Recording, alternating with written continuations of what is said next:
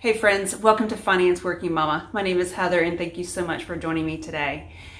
This time of year is what I like to call May crazy. I think it's actually crazier than December and a lot busier. And that's because you have the end of the year of everything. And if you have kids in school, you know what I'm talking about. You have the end of the year recitals, chorus recitals, dance recitals, award ceremonies, field day, field trips, end of the season tournaments and dinners, award ceremonies, you name it. It's like all there. And if you have more than one child, even if you have one child, it's crazy enough. But if you have more than one child, it's even worse. So last year was my first May crazy. I had both children in elementary school, and that changed the dynamic dramatically. Both of them were in a lot of different programs and activities that deemed the double schedule of managing those two children. So I decided that this year I was going to do things a little differently to give myself a break and hopefully maintain a little of the May crazy. So in April, what I decided to do is do meal plannings for 2 weeks and then go grocery shopping for 2 weeks. That gave me a break. One, I didn't have to think about what I needed to have for dinner or what I needed to plan. And second, I didn't need to run to the store to get the things I need for the next 2 weeks. So I'm going to share with you how I managed to do that, and did it help me get through May crazy.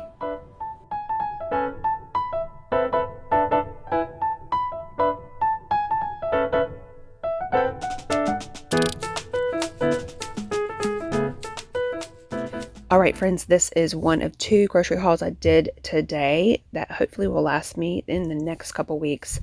I got the chocolate chips for cookies and chocolate chip pancakes for breakfasts, applesauces, and juice boxes for lunches. I needed some rosemary for my spice cabinet, PB&Js for some sandwiches, mandarin oranges for a fruit option that I don't have to worry about going bad because it's canned. My kids love mandarin oranges. The rest are ingredients that I will put in recipes in weeks to come. And here are the fresh vegetables that I got. So got strawberries in the back, frozen strawberries to go with yogurt, strawberry homemade pancakes that I found a recipe for as a breakfast option, as well as some strawberries to go along with their yogurt for breakfast as well. Lots of green leafy vegetables. We like to eat salads during the week for lunches, dinners, and oh gosh, just with anything, we are a salad family. And it's healthy and it's easy, especially if you meal prep it.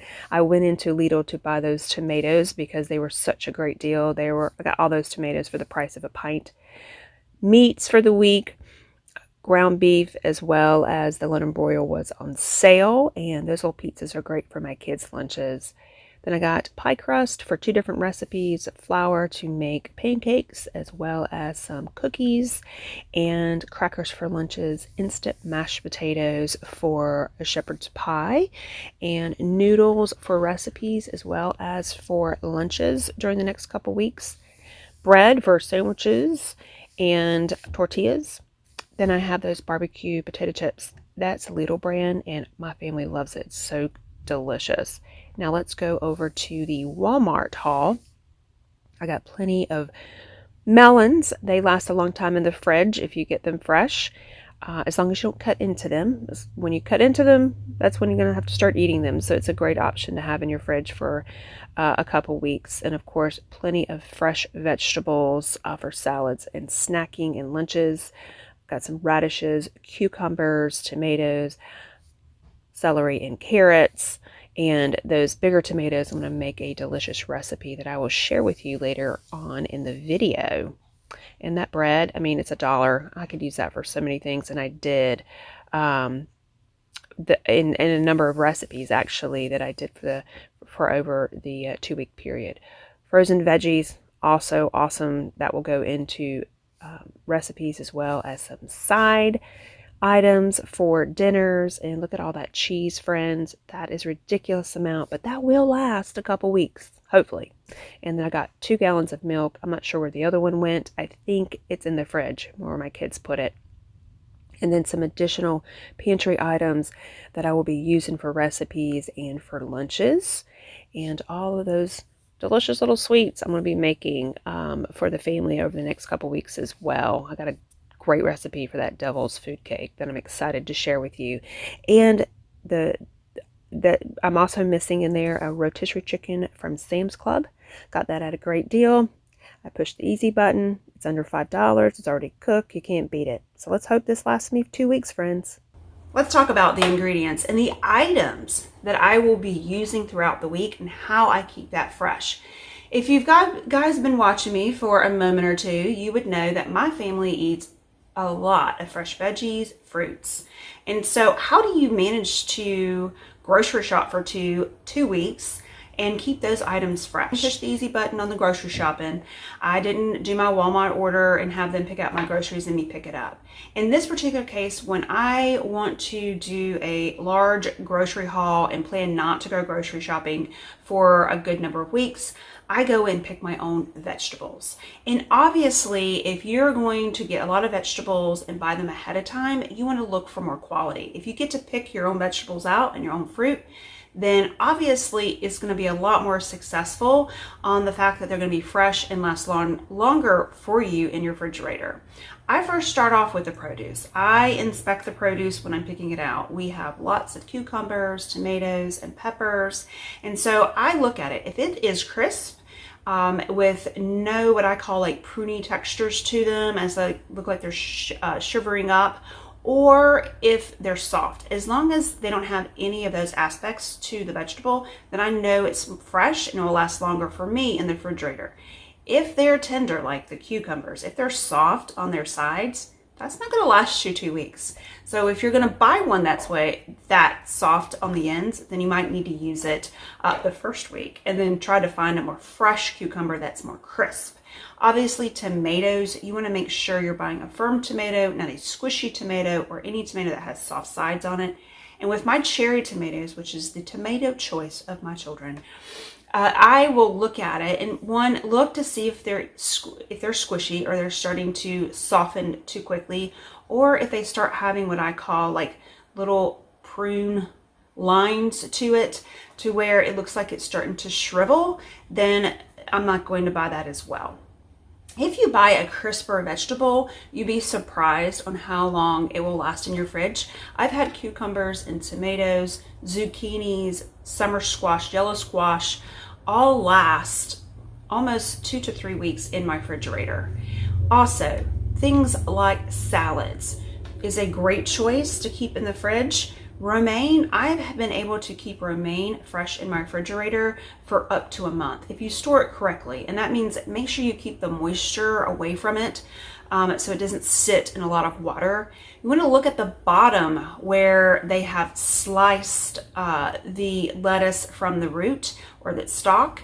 If it's really, really brown, that means it's not so fresh. So you want to look for one that is a little less brown, maybe a little pinkish in tone, because that means it's been cut, it's more fresh than the other ones around it. If you store it in the refrigerator, for instance, for spinach for us, I will open the package, take a paper towel, lay it on the side of the package, flip it over and stick it back in the fridge. That helps it gain the moisture and keep the moisture away from the spinach so it wouldn't spoil.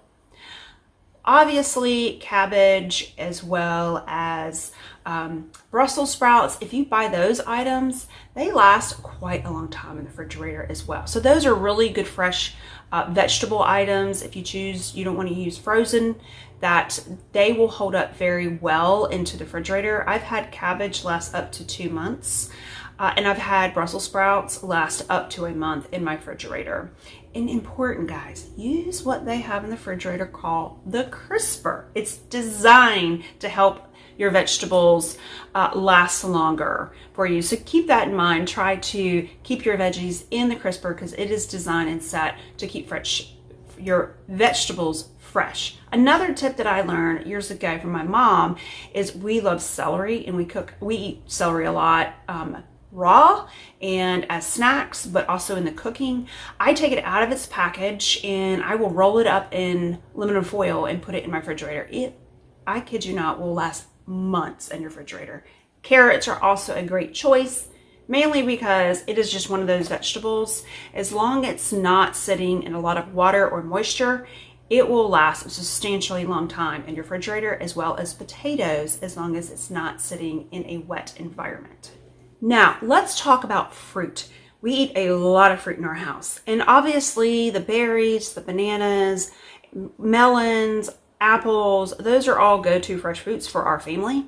And in this particular case, when I purchase fruits, I made sure that I purchased fruits that could get us to 2 weeks. How do I do that? Obviously, the berries I ate first, because berries typically don't last as long in your refrigerator, and bananas as well. I kept the pineapple and the watermelon in the refrigerator out in the garage because as long as I didn't cut into them and when I purchased them, they looked fresh and didn't have any bad spots on them, then I knew that they could last up to 2 to 3 weeks in my refrigerator if I stored them correctly. So let's talk about how you store them. Now I learned, probably 15 years ago, I was at a Harris Teeter and I got these beautiful strawberries and I said to myself aloud, well, I hope I can get these home and them not mold in 2 days. And the produce manager at Harris Teeter, which is the store I was purchasing the strawberries, he said, are you washing them and then putting them into the refrigerator? And I said, yeah. He goes, don't wash them. He goes, you want to only wash them when you're about to eat them, because if you put water in it, it will make it spoil quicker. So even though you want to meal prep and get everything ready, do not wash your berries, and that's really any berry, until you're ready to eat it. Now, when you have blueberries, blackberries, and raspberries, you want to make sure that you keep the moisture off of them and you take them out of their plastic container, you put them on a paper towel, and you want to expect a couple of things. One, you want to take and remove all berries that have been mashed, remove them from the pack. Then you want to look in your berries, especially raspberries and blackberries. If you see a little bit of mold, hopefully you catch that before you purchase them at the store, but there might be 1 or 2 that are in there. You want to make sure you pull that one out of the package and not keep it there, because one will create the rest of them to go bad. So just inspect your berries and ensure that all mold or any bad ones, smushed ones, are removed from the batch of berries. Then you want to take that little, I don't know what they call it, padding or the absorbent. You want to take that out and you want to put a fresh paper towel into their package, put them back in, and then store them in your refrigerator. Raspberries, if you store them correctly, will last up to a week. And blackberries will actually last up to 2, potentially 3 weeks if you store them correctly. Strawberries, again, I've had them last up to 2 weeks as long as I kept them, 1, did not wash them, and 2, kept them in a container and made sure that I was watching to see if any of the berries were going bad. Again, 1 bad apple can definitely ruin a batch. It's the same way with a berry. Now, I purchased a cantaloupe, and the cantaloupe will last on as long as I make sure that the cantaloupe doesn't have any soft spots on it and it doesn't feel smushy on any point or soft. Then I can keep that on my counter for about 4 days and then cut into it. And then I have to cut the whole thing in and then serve it to my family over a course of a week. It will last us a week if I integrate it through different meals and offerings to my family. Then I moved on to the watermelon, and the watermelon, you just want to cut your watermelon in half and then put the other half with plastic wrap on it in the refrigerator together and then cut up the other half. The reason why you want to do that is watermelon, it is what it is. It's water, and it's going to bleed or leak the water from the watermelon chunks. And if you've noticed, when you cut it up and put it in a container, you have a lot of water. Well, if you're not eating it fast enough and it sits in its water, it will start to spoil. So as long as you don't cut into the whole amount of the watermelon, it will stay fresh longer. So I cut mine in half, put the other half, wrap it up and put it in the refrigerator in the garage. I cut the other half up in chunks, and then I'm eating it throughout the week. The pineapple is the same way. I cut into it, I put a portion of it up and cut the rest when I need it. It helps your fresh fruits go a little bit longer. And that's how I managed to get through the next 2 weeks. Dairy is the same way. Look at the Best Buy use dates that are on there. I look at them if I'm doing a long grocery shop and not going grocery shopping for a number of weeks. I look in the back to ensure what their best use date is, and I buy them accordingly. And you should also do that with your packaged vegetables and lettuce as well. Dig through that pile of packaged produce and pick the best quality for your family. Now, what did I cook for my family? I will tell you. On the menu, I had chicken tetrazzini, which was phenomenal. That was a good portion, and the reason why I liked this meal is because it wasn't so creamy. That was delicious, and it came from the chicken that I purchased at Sam's Club. Then I made some salads. I made chicken salad and egg salad throughout that three weeks, because if you've watched my previous videos, I do like making a salad in the middle of the week for dinner because one, it's healthy for you, two, it's fast and it's very convenient, and we just put either one of the salads on top of a green vegetable salad, or we put both. It just depends. It was available in the refrigerator. You grabbed your go, and you could even bring it for lunch as well. Then I did the shepherd's pie, which was a favorite of the family that I made in January. And I had that. That lasts us a good number of meals. Then I made empanadas. I haven't ever made empanadas, but they were pretty handy. And the reason why I liked them is they were portable, and you could eat them at room temperature if you had to, which I did because I took one for lunch one day and was too busy to heat it up. And they're quick. You can heat them in the air fryer or throw them in the microwave. And that was a tasty, delicious, all-in-one kind of like meat and pastry, and you just throw it with a veggie and fruit, and you were good to go. So that got us through a couple meals as well. Then I had some leftover chicken from that rotisserie chicken, and I made like a chicken noodle skillet dish because I don't know about y'all, but I get a little tired of the leftover chicken for a chicken pot pie or a chicken noodle soup. So I just Googled a recipe, and I used the rest of the egg noodles and some veggies I had on hand, and I developed this little chicken noodle skillet that the family loved, and it produced, I think it was like I had a cup and a half of chicken left, and it produced quite a bit of food for my family for a couple meals. Now, of course, during the 3 weeks, we had Mother's Day, and for Mother's Day, I purchased a London broil, and I quickly Googled like a marinade. I will leave the ingredients below for that marinade. It's probably everything that you have in your kitchen already: soy sauce, olive oil, Worcestershire, and balsamic vinegar, and a couple other like little spicy ingredients. I'll leave that in the link below. I marinated up to about 5 hours. I scored it and I'll go in one direction and then scored it closely to go in another direction where it sort of like made a checkerboard. And then my husband grilled it, and we paired that with some potatoes that I had left in the fridge, put those in the air fryer, and then we had a leftover salad from my daughter's dinner the night before when we went out to eat, and it was a pretty large salad. It not only fed her that day, but it fed all of us the next day for our dinner. And luckily she doesn't have salad. She doesn't put salad dressing on her salad, so we were able to have a nice healthy green salad. I did throw some additional veggies on top of that to add it, but that was my Mother's Day meal, and it was really good. We ate half of the London broil, so we had the other half for the night, for next evening. Now, the one recipe I wanted to share with you guys in this particular video is one of our absolute favorites, and that was the tomato pie. Now, if you are a Southerner, you know that every Southerner, if you're a tomato fan, loves a good tomato pie. Now, the thing about tomato pie that I get concerned about is the amount of cheese and gooiness and creaminess in it that I tend to be like, ugh. So I've had my fair share of tomato pies. However, this particular recipe was fantastic. It wasn't too creamy. It was the right amount of cheese, and it really tasted delicious. So I'm going to share with you this recipe. This is my tomato pie recipe. Let me show you how to make it. You want to start with 2.5 to 3 pounds of tomatoes. You want to slice them about 1/4 of an inch thick. Then place them on a baking sheet lined with paper towels. Then you want to sprinkle each tomato slice with salt. Let it sit for 30 minutes. After 30 minutes, pat each slice down with a paper towel. Then let it sit for another 30 minutes. During that 60-minute period, you want to fry up 4 slices of thick cut bacon. Set those aside. Use some of the bacon grease to saute up about a cup of chopped onion with some salt and pepper.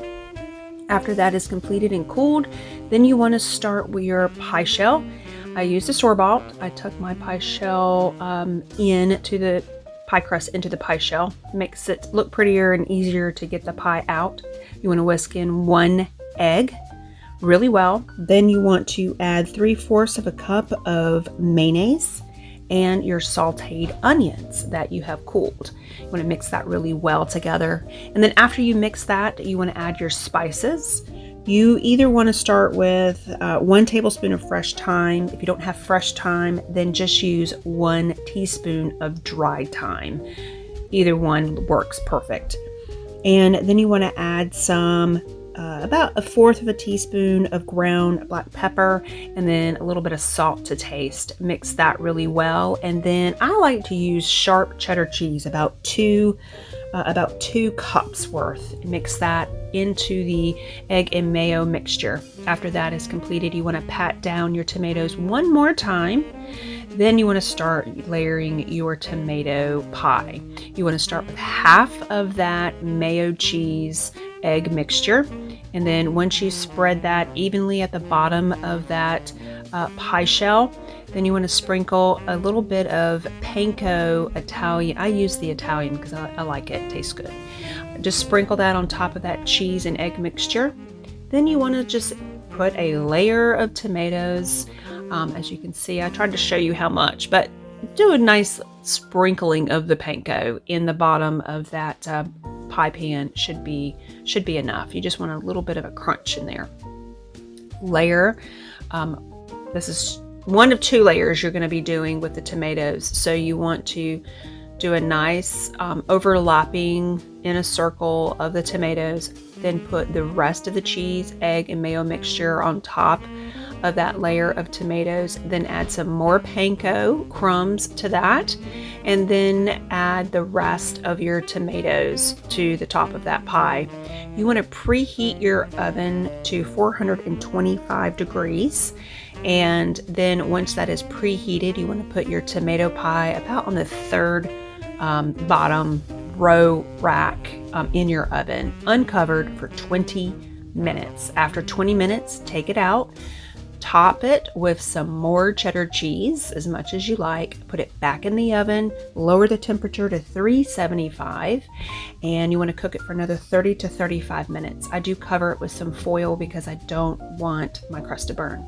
After it is cooked, you want to top it with that bacon, chopped bacon that you cooked earlier.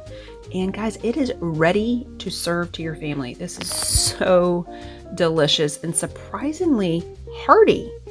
Now, I just did some chopped salad and I had some boiled eggs. This is my husband's plate. And I just paired that with that tomato pie. The family ate half of that pie this evening, and then the other half later in the week. It was delicious. You should try it. Okay, friends, for the 2 weeks of not going to the grocery store and meal planning, not only did I plan for obviously dinners, but I had to make sure I planned for breakfasts and lunches. Now, when I did the survey through the kitchen, I made sure I wanted to see what I had available already before I started to make my grocery list. And so I looked at the cereals, I looked through the oatmeal. My kids are pretty consistent on what they like to eat in the morning, and that's typically a little bit of cereal, some fruit, and either Nutella toast or peanut butter toast. But they just started eating a little bit more yogurt, which is great because it's got nice protein, and it's a good source to get them going in the morning. So I did buy a big tub of the vanilla Greek yogurt, and I bought some frozen berries to go along with that if they choose. They pretty much just had it plain with a side of fruit. not the fruit in it. My husband did enjoy. He is the breakfast eater of us and of all of us. And he partaked in some cereal sometimes. He did a lot of the eggs and toast because I did buy a good amount of eggs for him to partake in. And of course, he could use toast or tortillas. And then, of course, I had a couple breakfast sandwiches stowed in the back of my freezer for him to partake in as well. So that's what I did for breakfasts for those 3 weeks. And then when I thought about lunches, obviously, if you've seen my videos in the past, and I'll post the one that I did $100 for 7 days groceries. That talks about what my kids eat for lunches, and they're pretty consistent of what they like for their lunches. So I did that this time about the same way. Obviously, they like that charcuterie lunch that they love with the crackers and the salami and cheese. They had that for a couple of days throughout the course of the 3 weeks. And I also decided to do something a little different. They were off peanut butter and jelly sandwiches for a while. Now they're back on it. And instead of buying the Crustables, which I'm not sure if you've seen the prices of those, even when they're on rollback, they're expensive. So we actually bought this little contraption that makes your own Crustable. I got it on Amazon. I think it was like $10 or so. I'll find it and link it in the description below. But I decided that, they're on the peanut butter and jelly train, so I'm going to make that. That's an easy one for me. I made a good number of them at one sitting, and then I threw them in the refrigerator and then put them in their lunches, and they could have it for snacks or dinners or lunches throughout the course of those 3 weeks as well. And I also decided to do a little something different, was the turkey or ham roll-ups. You've seen those, not roll-ups, but the crescent roll. I learned a little trick because I like the cheese in them, but the cheese seems to melt out if you wrap them up. So I put the cheese in like a little blanket in the crescent roll-ups and cooked them that way, and a lot of the cheese stayed in. So that's a little tip that I figured out. So if you're having the same issue as me and get frustrated with that, roll your cheese up in the turkey or ham slice like a little blanket, and most of it will stay in. So I did that as well. The kids were able to partake in that, as well as my husband and I, for lunches during the week. And my littlest one, they really like, or she really definitely likes, the little pizzas that I found at Lidl. And they were out for the longest time, but I was able to find them this time. And so they come in a pack of 4.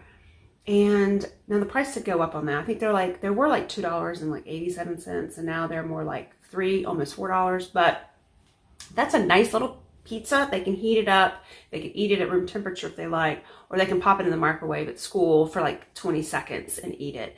So we did that throughout the 3 weeks for their choices of lunches. And of course, they always have fresh fruits and vegetables to partake in that. And of course, they have really been on the bakery items that I make. So I decided to do some good little treats for them in the course of those 3 weeks. And we did peanut butter cookies, which is a recipe that I will share in my next video. So stay tuned. That video will incorporate all the things that I made in the course of the 3 weeks of Make Crazy. And I will share that with you. I had peanut butter cookies. That was delicious. Brownies is another favorite I made for them. And then I made this really nice chocolate poke cake that was rich, very filling, and that lasted actually quite a long time because it was pretty filling and rich. So I will share with you that delicious recipe. I found that online, and I was hoping that my littlest one would partake in it. She usually eats cake, but only the icing, and then she eats like a little bit of the cake. And so I was hoping to put the chocolate pudding in the cake, that she'll eat more of the cake. And she did this time. So I think I found sort of a happy medium for her. Friends, I will have to tell you, Make Crazy starts in my household the last week in April because my kids get out the last Friday before Memorial Day. So I did all my meal planning in my grocery haul for those 2 weeks, the weekend before. Now, I did start meal planning several weeks before, mainly because I wanted to make sure I thought about the meals I was making, the vegetables I was buying, the proteins, the dairy, the fruit, because I wanted to make sure I chose things that were going to get me safely through those 2 weeks without them spoiling. Now, surprisingly, this got me through 3 weeks, which is awesome. I didn't have to go to the store for 3 weeks. And some of you might be thinking, well, Heather, I'm pretty sure you have mentioned that you have a pretty substantial pantry. I wouldn't say substantial, but it's decent. And I do. But I will tell you, I went to my pantry to get a half a pound of pasta during that 3 weeks. I also used some potatoes that were in the crisper for Mother's Day. And I did use a frozen pizza that's been hanging out in my freezer for a while because, let's just be honest, we wanted pizza and I really didn't want to cook that much. So that was a charm. So other than those items, those are the only things that we really partaked in that was already in the house. All the items that I purchased for that 2 weeks, which came to $200, got us through 3 weeks. The end of the 3 weeks, I did go and buy a few of these items to get us through, because I didn't want to do a big grocery shop. I wanted to utilize everything that I had that needed to be used up before we went on vacation. And that way I could do one big grocery haul right before we went on vacation, that we were going to be away for a week. So by planning appropriately, thinking through what I needed to buy and what my family needed, saved me a lot of time. It truly did. Saved me a lot of time. Provided me a little bit less stress during this May crazy. And it was a lot of busyness. It was a relief. So if you haven't given yourself that gift, guys, I highly, highly recommend it. Meal planning obviously is something we should all be doing on a weekly basis. It helps us plan, it helps us save money, but doing it several weeks at a time and maybe gifting yourself that big grocery haul and not having to go back and be disciplined in eating the foods that you already have in your house. I mean, you can't beat it. You save time, you save money, and you don't waste stuff. That's the most important. We're not wasting our resources. Now, friends, if you liked it, give me a thumbs up. And if you haven't already, hit that subscribe button so you won't miss my next video that's coming out, which is all the fantastic recipes, and they were delicious. I tried some new ones that my family enjoyed over the course of those 3 weeks. Thank you, friends, for joining me, and be safe, and most importantly, stay encouraged.